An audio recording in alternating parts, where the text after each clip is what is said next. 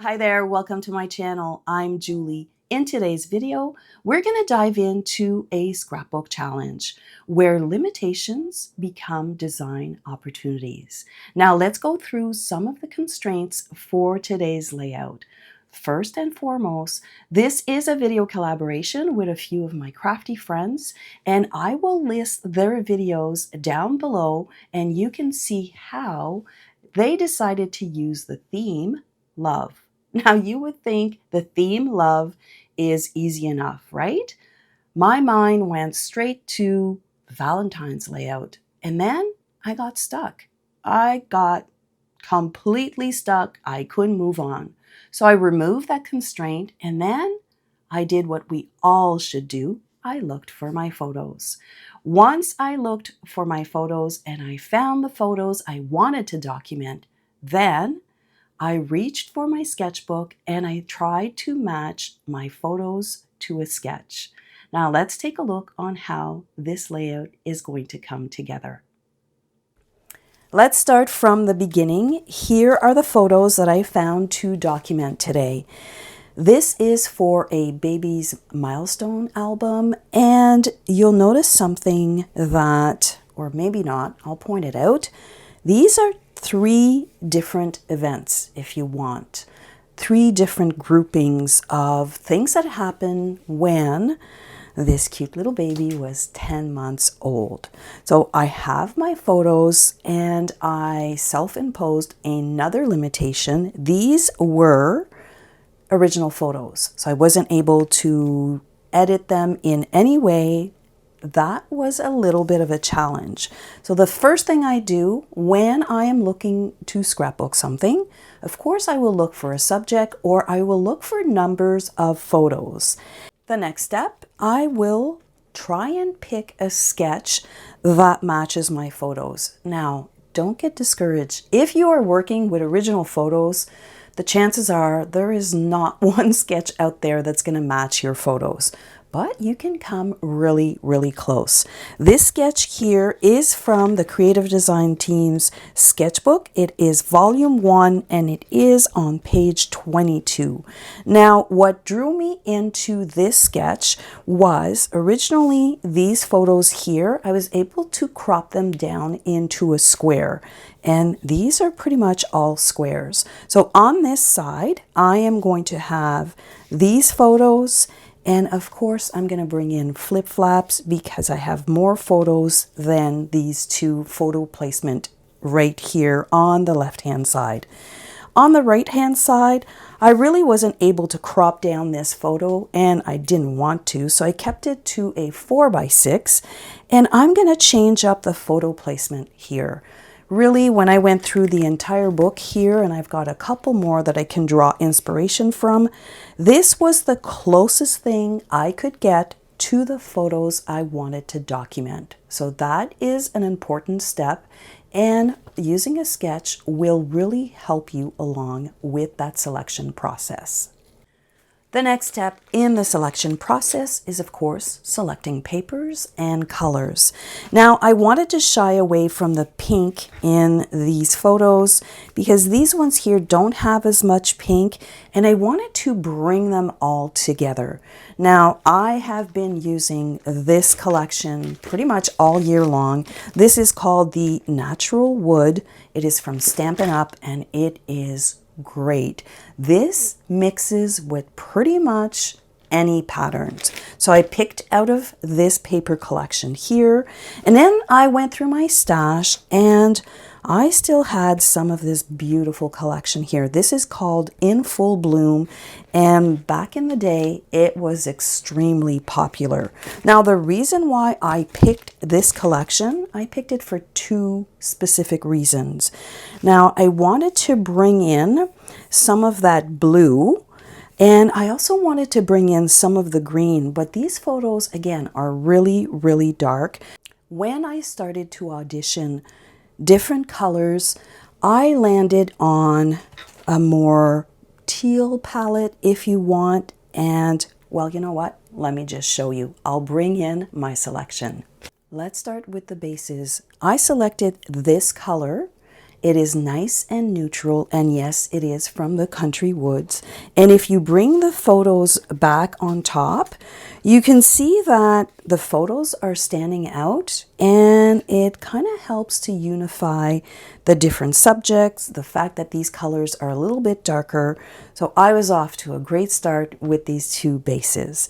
The next step was, as I mentioned to you, I really loved the teal color, or in this case here, it is Glacier. And I also really love this pattern. This pattern to me says vintage, it says documenting, and that's what this is all about. I am documenting a series of photos for this milestone album. So I'm going to bring this in. Let me bring in that sketch so you can see where I'm going. So here we have the sketch. I'm going to push this out of the way. And for piece A, I am going to hollow out the center of this because I don't want to waste it, but I'm going to have this as my frame. And then for piece B, I am going to bring in this really pretty color. Let me get rid of the zip strip here so you can see how this is going to come together. So here I have my two pieces, and I'm always checking with my photos. I'm going to bring these back. I really like the way this is shaping up. Now the next piece that I have to introduce is a white piece, and then there's a banner with a color. But before I do that, sometimes when you look at your pattern papers and they're just not standing out enough, did you know that you can make them stand out by adding just a little bit of cardstock? So I am definitely going to cut a small cardstock piece just to help define and separate these two patterns here. So I'm going to go ahead and do that.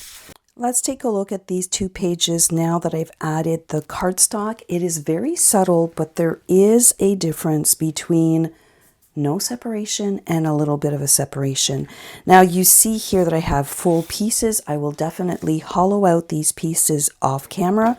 I just wanted to show you that by simply adding a little bit of a border, it really does help define the differences and separate, I should say, the differences between the two patterns. And I really like that. Now you could stay with a plain pattern on pattern, but I'm leaning towards this here. Now the next step is there's another piece here, and I think I'm going to introduce white. And I'm definitely going to do the same thing where I'm going to bring in a little bit of a border to help separate the white from this pattern. For this piece, I'm going to leave the margin a little bit smaller, but you can see how by simply adding a little bit of a border, it really does help to separate. And I think that I'm going to further accentuate that with a little bit of inking. So let's bring back our photos. So here I have, this is definitely going to be in a flip flap. So here I have my 3 photos, and then the same thing here. I have my 3 photos, and I think that they look good, but we may need to introduce something on this side. So if I look back into this collection, I'm looking for something that's going to stand out a little bit. I'm looking for this banner piece, which when you look at these sketches, they kind of give you a little bit of a hint on how to change your colors to really make them work on a layout. So for me, they're kind of suggesting that I go a bit darker. And this paper pack has a lot of beautiful colors. You know what? I think I'm going to bring in this one. And this one here is actually a mix-in, so it's not part of this collection. I like the little dots, and I like that it's really pulling from this pattern. So let's bring that in. I'm going to cut that up. At this point, I'm still dry fitting all of my pieces. And I realized that, you know, again, I'm working with a sketch. Let's bring that sketch back in. And because I changed the size of my photos, I did have to change the size of this piece here. So that's something you need to be mindful of when you are looking at a sketch. Before you cut all of your pieces, dry fit your photos on there so that you don't waste paper. Ask me how I know. I always like to take a moment at this point before I glue everything down and look at what's missing, or how can I add a little bit more details and flair to my layout without forgetting to highlight my photos, because that is the important thing. I feel that this white is really, really white. So I am going to introduce a stamp, and I'm going to bring in the elements of text. Now, the reason why I just selected this one is because this pattern paper already has text in it. And then I'm going to stamp it with smoky slate to kind of tie in the gray that is at the back here on my page.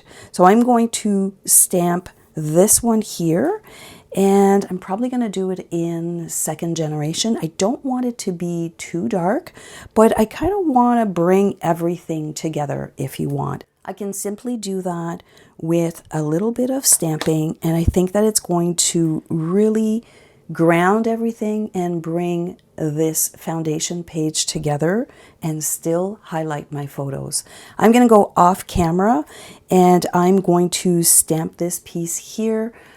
I would probably have my head in the shot and you'd see the top of my head, so I'm going to spare you that. I'm going to stamp this piece, I'm going to adhere all of my pieces, and then we're going to move to the fun part, which is embellishing this page. I'm working along here and I wanted to show you where I'm at. I've done the left page, and these are the flip-flaps I was talking about, just in case you don't know what these are. And it's going to make an interactive kind of page when I put them in my page protector.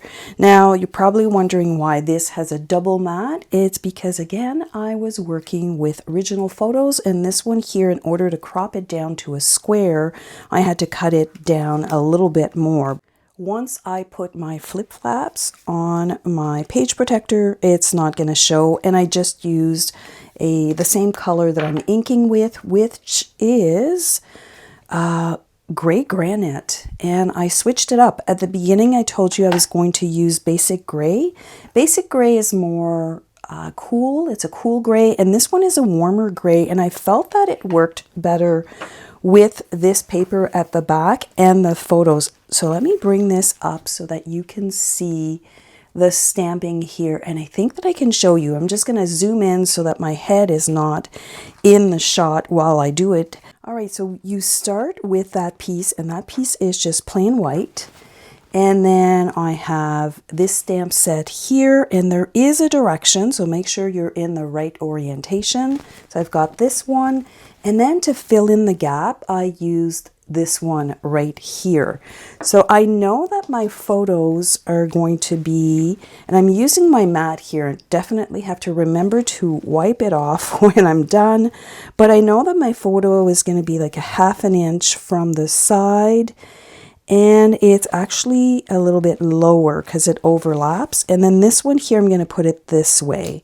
So this is what I need to stamp, and I'm going to stamp all around. So I'm going to start here, and then I'm going to bring back my photos so that I know that I've covered the entire thing. So I'm just going to bring a scratch piece of paper just to stamp off, because definitely when you stamp with this one, like this would have been way too dark. So I'm deciding to go with a second generation stamping, and I prefer that much more. I'm stamping off, and I know I like the second generation. So there is a direction for the words, and I want to try and keep them straight. So let me see here. If I start right here at the top, I'm actually looking at my grid line to start off. Now, if you have a glass mat, that would work too, definitely. And do you see how my lines are nice and straight? So I'm going to slightly overlap. And what I'm doing, so when I'm at the bottom here, I'm kind of looking at the words on my stamp, and I'm trying to make sure they're straight, and I'm using my mat. Now, I did not go second generation on this one, Apparently I cannot talk and stamp at the same time. But hey, it's not going to show. My photo is going to go over that, I'm pretty sure. So I am not going to stress out over that. Let me bring my photos back in. I know that this photo, like I mentioned to you, is going to be somewhere here because it goes off. And then this one, you see that? You're not going to see that too much. So I have to cover quite a bit here and on this side. So I'm just going to go all the way around my piece. We're just going to, and even if there's a bit of an overlap, I find that the pattern is somewhat forgiving. It'll forgive you if it's in the right orientation and if you can stamp it as straight as you can. So this, I'm going to bring that down because I know I have to cover quite a bit of that area at the top. Now there's quite a bit of an overlap there, but I think we will be okay. Let's see, let's bring back these photos. And this one here, so I have this area and in between. Now we're going to fill in some of those gaps. So you see there's little gaps here and there. And this is pretty much just random stamping. And make sure that you turn your stamp so that it's not the same pattern every time. Like you don't have this same wavy line. So we're going to put one here. Now I might do some final touches when I'm on my page just to kind of finish it all off, but I like the way that this is looking. The last thing I'm going to do, I'm going to bring my blending brush, and I don't want to add too much, but I do want to blend in those edges. And that's just going to further finish off this look. So now that you see how this is done, I will put the right page together and we're going to talk about the embellishments. Well, what do you think so far? I love the way the base pages turned out, and by simply adding a little bit of cardstock in between my pattern paper, you have it here and here, you can really see the definition of those patterns. Then we brought in that stamping, and I think that it gave it that warmness that I needed for this layout. Now let's not forget this theme, or one of the parameters for this collaboration, was love. And I have to say that what's not to love about these cute little photos? So I'm going to go with that. But I decided that I would bring this stamp set and die to kind of play up the love theme. I love this image here, and it has all of the die cuts. My next selection in this process is to do the embellishing and to pick more colors. Now I went into my cardstock and I pulled colors from this paper collection, and just a quick tip here, speaking of cardstock, I did merge my two products together, if you want, the Stampin' Up and the Close to My Heart. And I know people have maybe a box or a bin of scrap paper, and you know what, I started that way, but I found that if I keep them in the sleeve of the original color, I tend to use them more. So here you can see that I have a lot of bits and pieces, but I am not going to cut a full sheet until I pick from the back. So I thought I'd share that good tip with you if you're trying to figure out what to do with your scraps when you scrapbook. Now, just to save on time, I went ahead and I die cut a few of these hearts and flowers and the little leaves, and we're just going to place them on the layout. We're going to go back to the sketch. So let's bring in my trusty sketch, and you know what? I see a few tags that I might introduce, and that might play up really nicely. But if I just drop these just as is for now, I love the white. It's nice, it's clean. Let me move this out of the way. I know that I have to do something here. I'm definitely going to bring in a circle. I also like this combination of heart color. Then I have here a smaller cluster. So you can see that. You have 1, 2, and then the main one is on this side. So let's see. I'll probably just use 1 heart. And then I want to use these tiny little flowers. Now, I don't think I'll be able to use those flowers on that heart, only because the color, so I might cut those in the lighter shade, or maybe I just won't put flowers. We're going to stick with the hearts. But you can see here that I have tons of tiny little pieces that I can embellish my page. And I like the way that it's turning out. I'm going to bring in some tags. And since I hollowed out the center of this pattern paper, you know what? I think I'm going to bring them back and use it to further embellish this page. As far as my title, I'm going to keep it simple. I'm just going to put 10 months, and then I will journal and talk about these photos. These photos here are with Grandpa and his vintage truck or car, I should say, and I really don't know the make of it or how old it was, but I know he was very proud of it. These are just splashing in water, and then these ones here are exploring grass, and it's probably not visible, but there's a handful of grass here, and here we're not too sure what's going on with the grass, but we're going to play with it anyways. So somehow I'm going to fit that in, probably with a tag. So I've landed on my embellishment for this page, and you know what? This paper collection does have stickers, and I decided to shy away from them because I did want to bring in the theme of love with this die and stamp.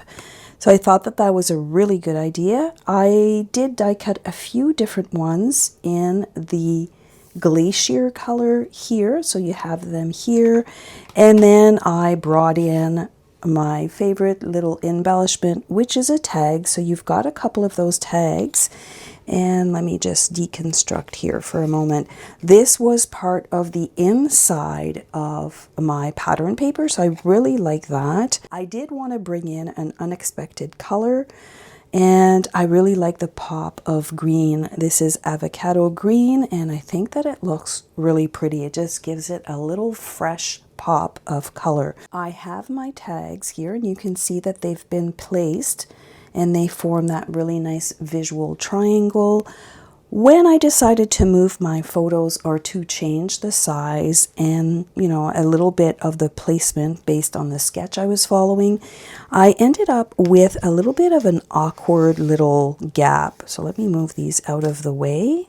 I use these circles. These are the decal circles, and they're no longer available, but if you like that look, there's another style, and I will link those down below. I think they're called wonky circles or something like that. But definitely I love the rough edge. You could always just cut a circle and rough up the edges, but this really addressed the little spot. Let me just lift this here so that I can go underneath. It addressed that little awkward spot that I have in between my two photos. And you know what? I might stick it on top or just underneath. We'll work that out. But I do like how I was able to bring a little bit of color and a little bit more with the darker shade. This is Lagoon. And we have our little leaves. So these are a lot of tiny little details that I'm going to have to, let me just grab this one here, that I'm going to have to fuss with. And I'm going to spare you that. If I look at this stamp set here, My Heart Loves Your Heart, and there's this great little bracket for it. I think I'm going to add it right here. I think that that's going to look really pretty. And of course, I'm going to add a little bit of twine to my tag. So I've got a few tags here and there. Let me work on adhering all of these embellishments, and I'll come back and show you the completed layout. Let's take a look at the final layout. Even with some limitations, such as a theme, love in this case, pre-printed photos, and 3 different events for an entire month of scrapbooking if you want. I think I managed to create a layout that is full of love and personality. Now let's take a look at some of the details together.